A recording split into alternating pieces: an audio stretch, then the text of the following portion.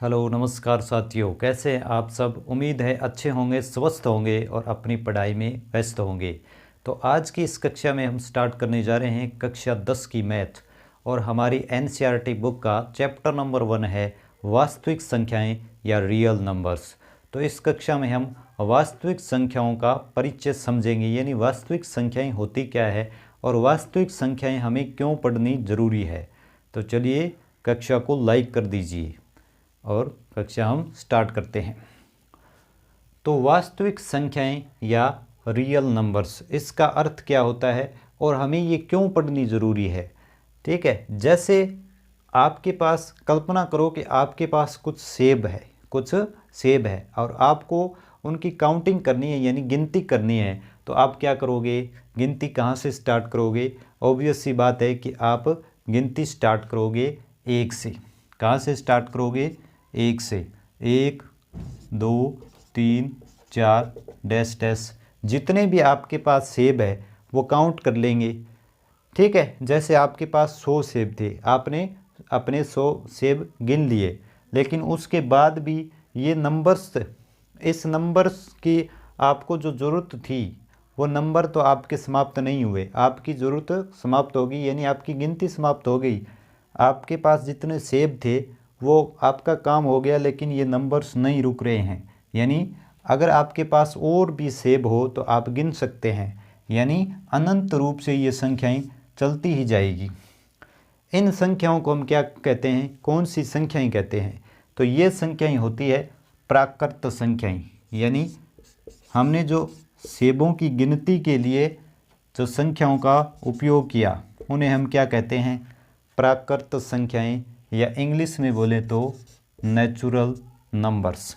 प्राकृत संख्याएं या natural numbers, यानी गिनती का काम या कोई भी क्रम दर्शाना हो कि जैसे कक्षा में 7वां स्थान, उसके लिए हमें संख्याओं की ज़रूरत पड़ती है और उन संख्याओं को हम क्या कहते हैं, प्राकृत संख्याएं या नेचुरल नंबर्स। कौन सी संख्याएं ये, प्राकृत संख्याएं या नेचुरल नंबर्स। अब कल्पना कीजिए कि आपके पास एक भी सेब नहीं है। अब आप इस कंडीशन को गणितीय रूप में कैसे लिखेंगे, यानी आपके पास जो संख्याएं चल रही थी प्राकृत संख्याएं, वो संख्याएं अब आपके काम नहीं आएगी, यानी वो संख्याएं इस कंडीशन के लिए पूर्ण नहीं है, यानी पूरी नहीं है। तो हम क्या करेंगे कि इन संख्याओं को और इम्प्रूव करना पड़ेगा। तो फिर हमें क्या करेंगे कि इन संख्याओं में जीरो और शामिल करेंगे, यानी इस कंडीशन को कि हमारे पास एक भी सेब नहीं है, हम किससे दर्शाएंगे, जीरो से। किससे दर्शाते हैं गणित में, जीरो से। और यानी जो हमारे पास प्राकृत संख्याएं हैं उनमें हम जीरो और ऐड करेंगे, 0 1 2 3 डैश डैश इन्फिनिटी। और अब जो नई संख्याएं हमारे पास में प्राप्त हो चुकी है इन्हें हम क्या कहते हैं, पूर्ण संख्याएं, या इंग्लिश में इन्हें क्या बोलते हैं, होल नंबर्स, और W से इन्हें दर्शाते हैं। यानी हमारे पास एक नई संख्याएं या नई संख्याओं का सेट हमारे पास आ चुका है, यानी एक लेयर हमारे पास और प्राप्त हो चुकी है। ठीक है, अब आप कल्पना करें कि आपको तापमान नापना है किसी स्थान का, तो कैसे नापोगे। माइनस में भी तापमान तो माइनस में भी होता है, यानी माइनस के अंकों की भी हमें, ऋणात्मक अंकों की भी हमें ज़रूरत पड़ती है। यानी ये संख्याएं भी हमारे हर समस्याओं को सोल्व नहीं कर सकती, इसलिए हमें नई संख्याएं यानी ऋणात्मक संख्याओं की भी ज़रूरत पड़ती है। इसलिए ये जो हमारे पास पूर्ण संख्याओं का सेट आया था इसे भी हमें इम्प्रूव करना पड़ेगा। तो इसमें क्या हमें जोड़ना पड़ेगा, इसमें हमें माइनस वाले पूरे अंक, ये पूरे अंक है, पूर्ण संख्याएं यानी पूरे अंक है। अब इसमें माइनस वाले पूरे अंक और जोड़ लें हम, क्योंकि इनकी भी हमें ज़रूरत पड़ी है। तो बीच में है 0, इधर है प्लस वाले अंक 1 2 3 4 डैश डैश इन्फिनिटी, यानी अनंत तक। यानी जीरो से लेकर अनंत तक, ये तो क्या होती है, पूर्ण संख्याएं जो हमने पढ़ी है हमारे दैनिक जीवन में, जो समस्याएं आती है अभी हमने सोल्व करके देखा इन संख्याओं के द्वारा। अब हम देखेंगे कि माइनस की संख्याएं, जैसे तापमान नापना हो, किसी की तुलना करनी हो किसी के साथ, तो भी हमें माइनस के अंकों की ज़रूरत पड़ती रहती है। तो माइनस के अंक -1, -2, -3 अप टू -इन्फिनिटी, यानी इन संख्याओं में, पूर्ण संख्याओं में हमें माइनस के अंक और शामिल करने पड़ेंगे अब, यानी इनसे हमारा काम नहीं चलने वाला है। तो माइनस की संख्या शामिल करने के बाद एक और संख्या हमारे पास, एक सेट नया बन चुका है संख्याओं का अब इम्प्रूव होकर, उसे हम क्या कहेंगे, इसे हम कहेंगे पूर्णांक। पूर्णांक संख्याएं, या इंग्लिश में इन्हें बोलते हैं इंटीजर, और किससे दर्शाते हैं, जेड से। किसे दर्शाते हैं, जेड से दर्शाते हैं। अब एक और लेयर हमारे पास संख्याओं की प्राप्त हो चुकी है, ठीक है। अब हम आगे बढ़ते हैं। पूर्णांक संख्याएं हमारे पास में आ चुकी है, और पूर्णांक संख्याओं में इस तरफ जीरो, बीच में क्या होता है, जीरो, और इस तरफ जो अंक है पूरे पूरे अंक, इन्हें बोलते हैं हम धनात्मक पूर्णांक, और जीरो के लेफ्ट साइड में जो है इन्हें बोलते हैं, यानी -1 से अनंत तक जो है, इन्हें हम बोलते हैं ऋणात्मक पूर्णांक या नेगेटिव इंटीजर्स, और ये है पॉजिटिव इंटीजर्स।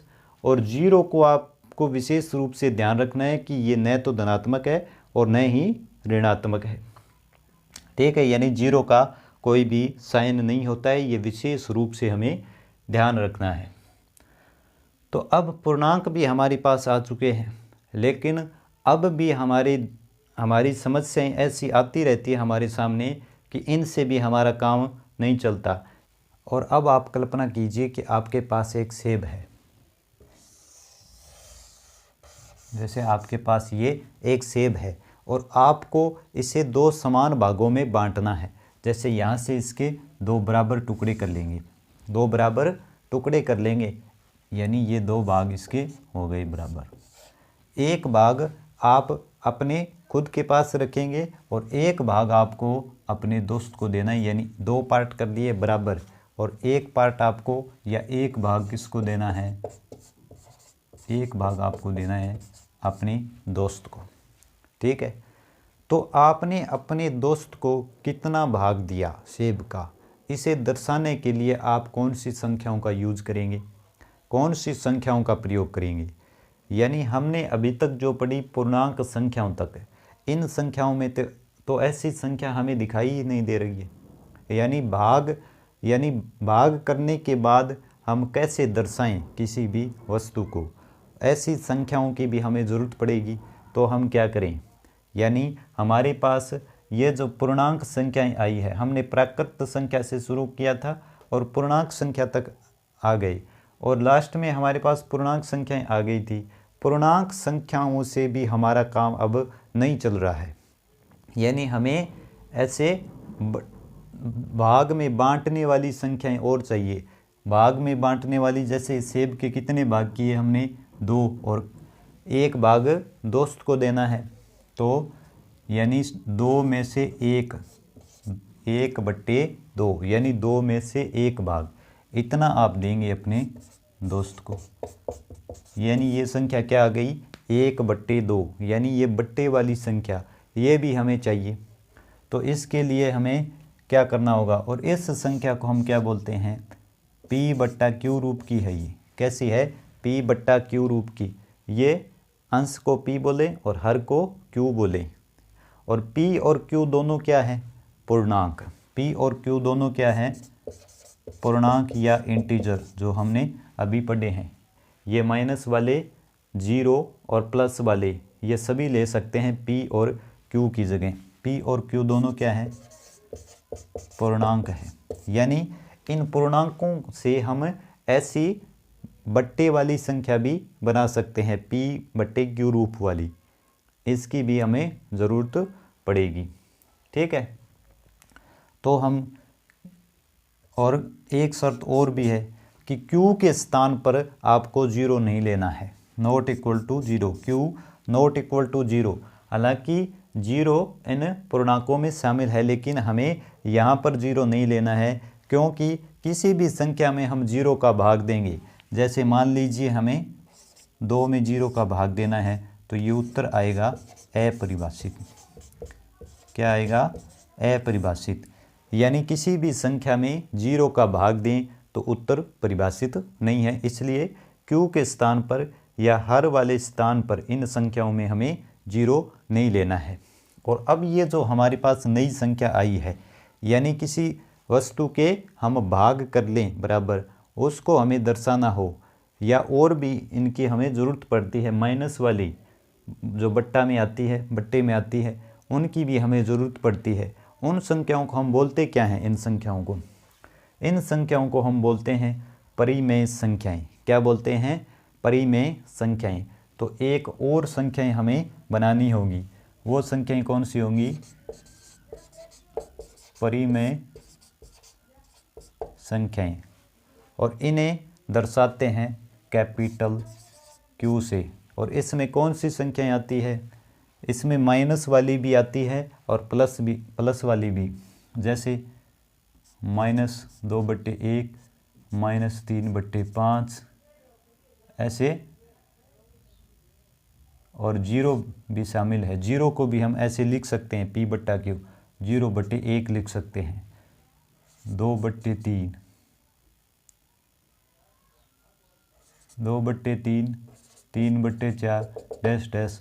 अनंत रूप से ऐसी संख्याएं हम बना सकते हैं, और इन संख्याओं को हम क्या बोलते हैं? परिमेय संख्याएं या रैशनल नंबर्स, और इन्हें डिनोट करते हैं Q से। यानी हमारे पास एक लेयर और प्राप्त हो चुकी है, और इसे हम क्या बोलते हैं? परिमेय संख्याएं या रैशनल नंबर्स। ये जितनी भी संख्याएं हमने पढ़ी है, ये सारी अंतर संबंधित संख्याएं हैं। अंतर संबंधित का अर्थ क्या है? देखिए, हमने सबसे पहले पढ़ी प्राकृत संख्याएं। प्राकृत संख्याएं कहाँ से स्टार्ट होती है? 1 से स्टार्ट होकर अनंत तक चलती है। फिर आती है पूर्ण संख्याएं। पूर्ण संख्याएं 0 से स्टार्ट होकर अनंत तक, यानी सभी पूर्ण संख्याएं प्राकृत संख्याएं भी है। देखिए, यहाँ इस 0 को हटा दे तो ये क्या बन जाती है?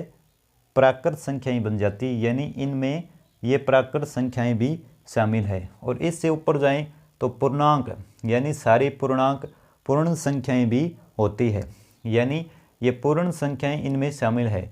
ये इस साइड वाले हटा दें, यानी माइनस वाले हटा दें, तो ये क्या है? पूर्ण संख्याएं हैं। और ऊपर जाएं तो इनमें परिमेय संख्याओं में ये सारी संख्याएं आती है, परिमेय संख्याओं में सारी संख्याएं आती है।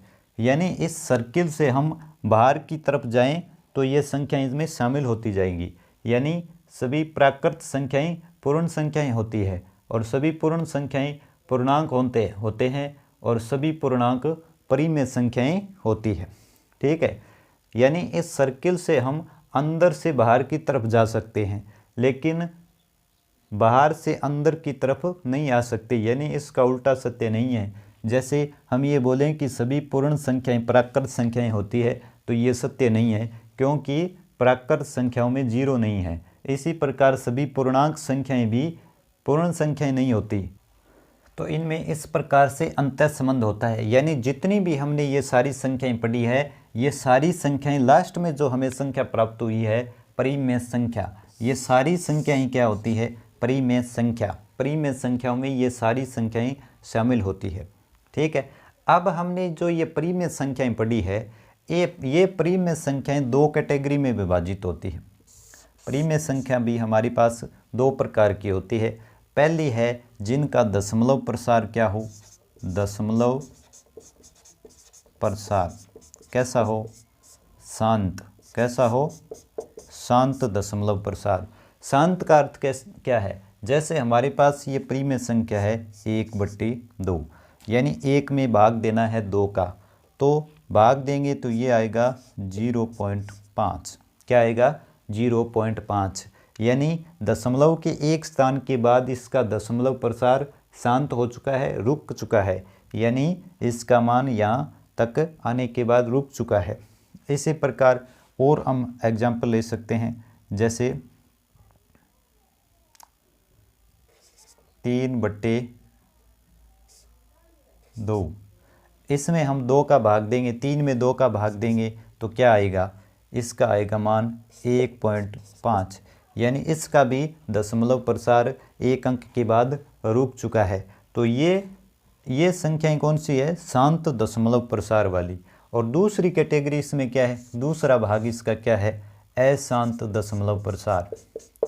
अशांत दशमलव प्रसार वाली परिमेय संख्याएं वो कौन सी होती है, इसके एग्जाम्पल है, जैसे हमारे पास संख्या है 2/3, यानी ये परिमेय संख्या है, p/q के फॉर्म में है और p और q दोनों स्थान पर पूर्णांक है और नीचे 0 भी नहीं है। इसका अर्थ क्या है, ये परिमेय संख्या तो है, लेकिन अगर हम इसका दशमलव प्रसार करें, यानी 2 में 3 का भाग दें, दशमलव प्रसार का अर्थ ये है, तो हमारे पास आंसर आएगा 0.6666, ऐसे चलता ही जाएगा, यानी 0.666 ऐसे रिपीटिंग होती रहेगी दशमलव। इसे बोलते हैं अशांत दशमलव प्रसार, अशांत आवर्ती दशमलव प्रसार, और इसे बोलते हैं शांत दशमलव प्रसार, और इसे बोलते हैं अशांत आवर्ती,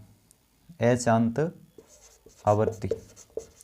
ये कौन सा दशमलव प्रसार है, अशांत आवर्ती दशमलव प्रसार। तो ये दोनों कैटेगरी इन संख्याओं में आती है, यानी 2 कैटेगरी की परिमेय संख्याएं होती है। परिमेय संख्याओं को भी हम 2 भागों में विभाजित कर सकते हैं, एक तो शांत दशमलव प्रसार वाली और एक अशांत लेकिन आवर्ती होती है। अशांत होता है लेकिन अंकों की आवर्ती होती है दशमलव के बाद में, जैसे यहाँ पर दशमलव के बाद में 666 की आवर्ती हो रही है, 2 या 3 अंकों की भी आवर्ती हो सकती है, यानी रिपीटिंग हो सकती है। तो ये 2 प्रकार की परिमेय संख्याएं होती है। परिमेय संख्याएं भी 2 भागों में विभाजित हम कर सकते हैं। तो क्लियर हुआ होगा आपको। इसके अलावा ये सारी संख्याएं पढ़ने के बाद भी वास्तविक संख्याओं में हमारे पास एक विशेष प्रकार की संख्याएं और बच जाती है, जैसे √2, √3, √5, यानी √ के साइन के अंदर ऐसी संख्याएं जिनका हम दशमलव प्रसार करें तो वो शांत भी नहीं होगा और आवर्ती भी नहीं होगी, यानी ऐसी संख्याएं। और इसमें एक और है पाई का मान होता है 3.145 और ऐसे डैश डैश चलता ही जाएगा। इसका अर्थ क्या है, चलता ही जाएगा और यहाँ पर अंकों की आवर्ती भी नहीं होगी, यानी जो सेम अंक भी नहीं आएंगे और ये प्रसार रुकेगा भी नहीं, अनंत तक चलता ही जाएगा। ठीक है। और ऐसे ही √2, √3, √5, यानी √ के साइन के अंदर अभाज्य संख्याएं, इनका दशमलव प्रसार अशांत अनावर्ती होता है, यानी आवर्ती भी नहीं होती और शांत भी नहीं होता। तो इन संख्याओं को हम क्या बोलते हैं, ऐसी विशेष प्रकार की संख्याओं को हम बोलते हैं अपरिमेय संख्याएं। अपरिमेय संख्याएं क्या बोलते हैं, अपरिमेय संख्याएं या इरेशनल नंबर्स, और इसे दर्शाते हैं Q' से। किससे दर्शाते हैं, Q' से दर्शाते हैं। अब आपके दिमाग में ये प्रश्न आएगा कि हम तो वास्तविक संख्याएं पढ़ रहे थे, तो फिर वास्तविक संख्याएं कौन सी होती है।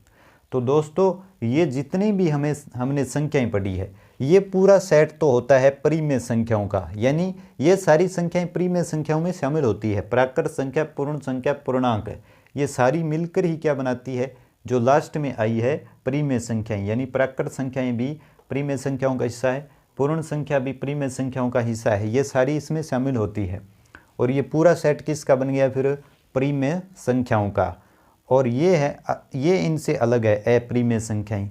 और वास्तविक संख्याओं की अगर हम बात करें तो इन परिमेय संख्याएं और अपरिमेय संख्याओं को जोड़कर हम क्या बनाते हैं, वास्तविक संख्याओं का समुच्चय।